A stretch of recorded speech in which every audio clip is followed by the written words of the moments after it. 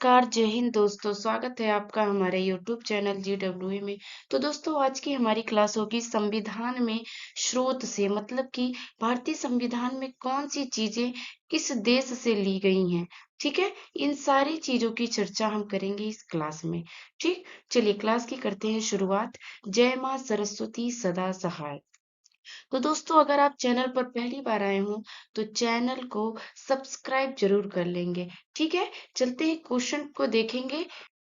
चलिए, पहला हमारा प्रश्न है कि लिखित संविधान का प्रारंभ निम्नलिखित में से किस देश में हुआ।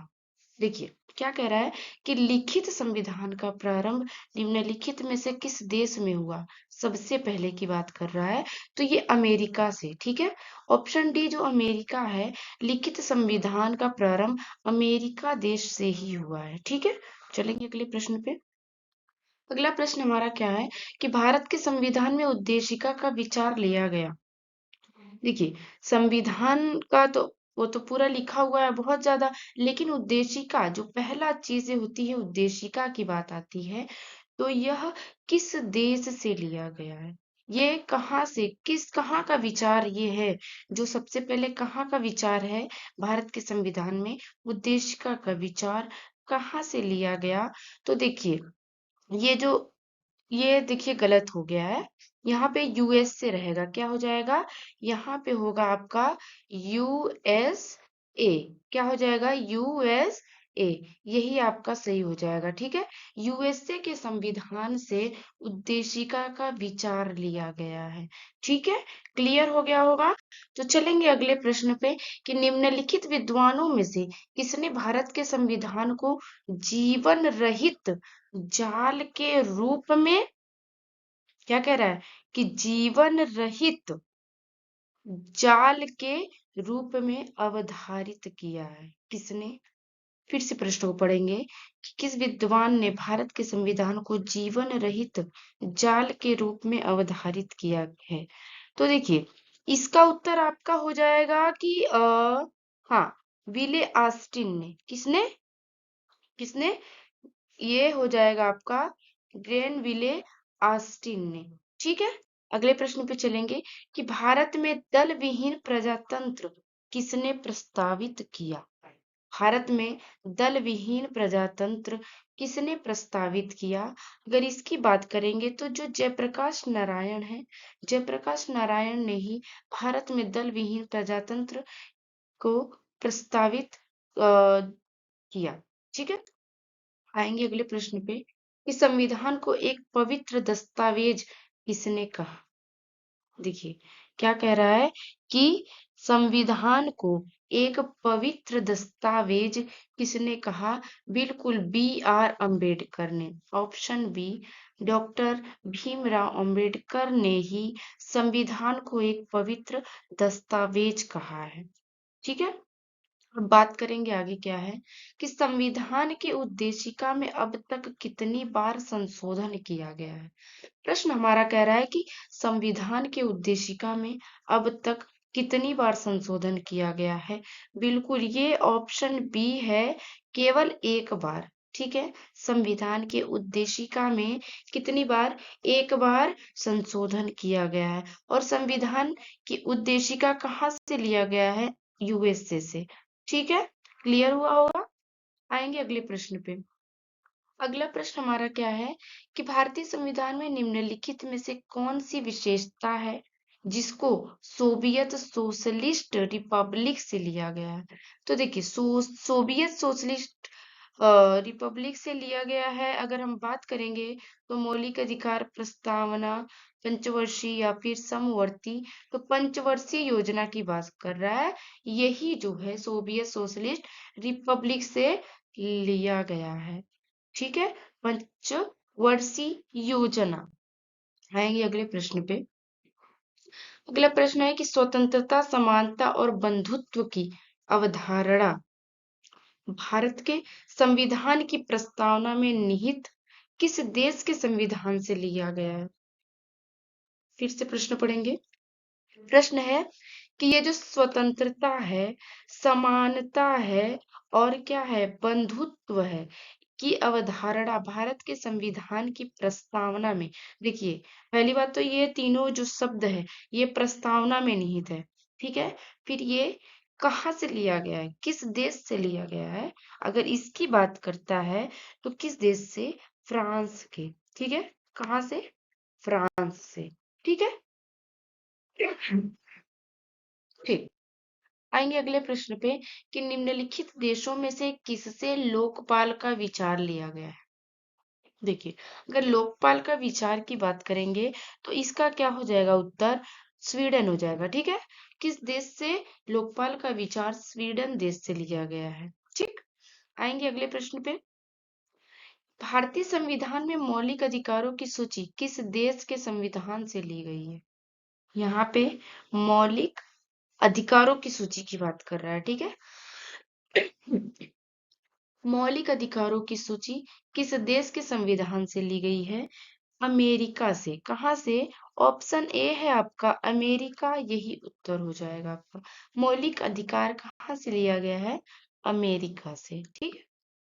आएंगे अगले प्रश्न पे कि संविधान, भारतीय संविधान में राज्य के नीति निर्देशक तत्व किस संविधान से लिए गए हैं, मतलब किस देश के संविधान से ये लिया गया है। बात करेंगे अगर हम नीति निर्देशक तत्व की तो ये आता है आयरलैंड से, ठीक है। ये आपका, बिल्कुल ये आपका आयरलैंड एकदम सही उत्तर हो जाएगा। आएंगे हम अगले प्रश्न पे जब कि भारत में एकल नागरिकता की अवधारणा निम्नलिखित में से किस देश से अपनाई गई है। क्या बात कर रहा है कि एकल नागरिकता की बात कर रहा है, ठीक है। तो एकल नागरिकता भैया इंग्लैंड से लिया गया है। कहाँ से, इंग्लैंड से। भारत में एकल नागरिकता की अवधारणा इंग्लैंड से लिया गया है, ठीक है। अगले प्रश्न पे आएंगे, भारत के संविधान में, देखिए भारत के संविधान में न्यायिक पुनरावलोकन की शक्ति और न्यायपालिका की स्वतंत्रता को किस देश के संविधान से लिया गया है। देखिए क्या बोल रहा है कि भारत के संविधान में न्यायिक पुनरावलोकन की शक्ति, क्या है, न्यायिक पुनरावलोकन की शक्ति और न्यायपालिका की स्वतंत्रता को किस देश के संविधान से लिया गया है, तो ये क्या हो जाएगा आपका, ये अमेरिका हो जाएगा। क्या हो जाएगा, अमेरिका से लिया गया है, ठीक है। आएंगे हम अगले प्रश्न पे कि भारतीय संविधान में अवशिष्ट शक्तियों का विचार किस देश के संविधान से लिया गया है। देखिए भारतीय संविधान में अवशिष्ट शक्तियों का विचार इस देश के संविधान से लिया गया है, तो यह जो है कनाडा से। कहाँ पे, कनाडा, ऑप्शन बी कनाडा से लिया गया है, क्या, अवशिष्ट शक्तियां, ठीक है। अब आएंगे अगले प्रश्न पे कि भारत के संविधान में सर्वाधिक मत के आधार पर चुनाव में जीत का फैसला किस देश के संविधान से लिया गया। क्या है कि भारत के संविधान में सर्वाधिक मत के आधार पर चुनाव में जीत का फैसला, मतलब दो साइड हैं, कोई 50 पाया कोई 52 पाया, तो ज्यादा 52 वाला है। तो इस बेस पे ये कहाँ से लिया गया है कि इस बेस से चुनाव में जीत का फैसला होगा, ये किस देश से लिया गया है, ये बात कर रहा है, तो ये हो जाएगा आपका ब्रिटिश, ठीक है, ब्रिटिश देश से। हम्म, अगला प्रश्न आता है हमारा, देखिए भारतीय संविधान के संसदीय विशेषाधिकार की विशेषता कहाँ से ली गई है। फिर से पढ़ेंगे इसको कि भारतीय संविधान के संसदीय विशेषाधिकार की विशेषता कहाँ से ली गई है, तो ये कहाँ से है, ये ब्रिटेन से है। कहाँ से, ब्रिटेन से है, ठीक है। अगले प्रश्न पे आएंगे, भारतीय संविधान में मजबूत केंद्र के साथ संघ की अवधारणा को कहाँ से लिया गया है। क्या बोल रहा है कि भारतीय संविधान में मजबूत केंद्र के साथ संघ की अवधारणा को कहाँ से लिया गया है, ये जो है ये आपका कनाडा से, कहाँ से, कनाडा से लिया गया है, ठीक है। कहाँ से, कनाडा से लिया गया है। अब अगले प्रश्न पे आएंगे, निम्नलिखित में से किस देश में जनहित याचिका की अवधारणा उत्पन्न हुई थी, ठीक है। कौन से? जनहित याचिका की अवधारणा किस देश से उत्पन्न हुई थी? बिल्कुल ये अमेरिका से।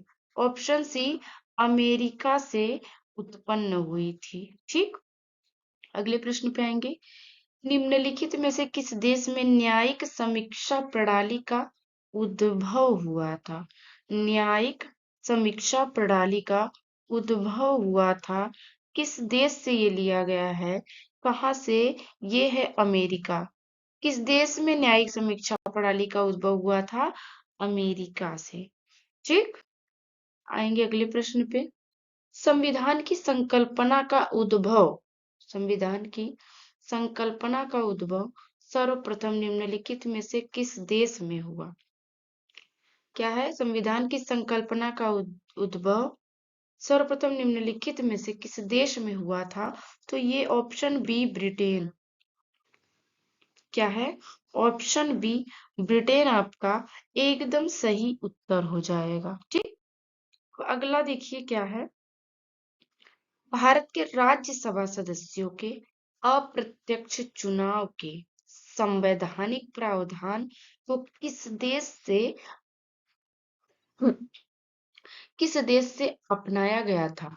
फिर से पढ़ेंगे। भारत के राज्यसभा सदस्यों के अप्रत्यक्ष चुनाव के संवैधानिक प्रावधान को किस देश से अपनाया गया था? तो ये दक्षिण अफ्रीका हो जाएगा। इसका क्या हो जाएगा? दक्षिण अफ्रीका से, दक्षिण अफ्रीका के देश से ये जो है राज्यसभा सदस्यों के अप्रत्यक्ष चुनाव के संवैधानिक प्रावधान को लिया गया था। कहाँ से? दक्षिण अफ्रीका से।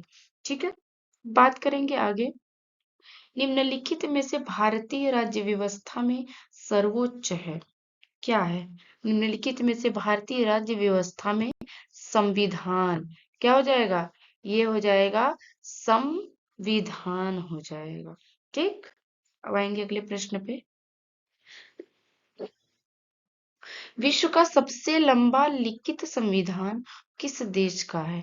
विश्व में सबसे लंबा लिखित संविधान अगर है तो वो है भारत का।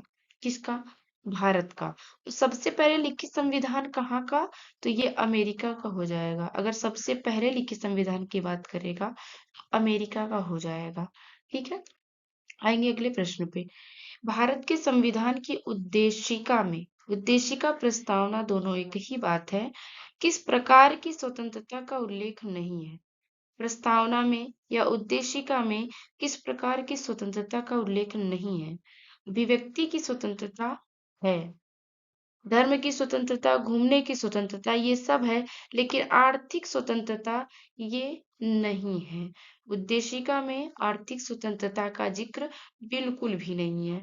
ठीक है, आएंगे हम अगले प्रश्न पे, और इस क्लास का ये अंतिम प्रश्न होगा। ठीक है दोस्तों, भारतीय संविधान के अधिकार के स्रोत कौन है? भारतीय संविधान के अधिकार के स्रोत कौन है? तो कौन है? भारत के लोग। भारत के लोग, यहाँ की जनता, यही है भारतीय संविधान के अधिकार का स्रोत। ठीक है, तो दोस्तों आशा करते हैं क्लास आपको बहुत पसंद आई होगी, और क्लास पसंद आई है तो क्लास को लाइक जरूर करेंगे और दोस्तों में शेयर भी करेंगे। ठीक है, और चैनल पर पहली बार आए हो तो चैनल को सब्सक्राइब करना नहीं भूलेंगे। ठीक है, तो चलिए मिलते हैं अब अगली क्लास में। चलिए, थैंक यू।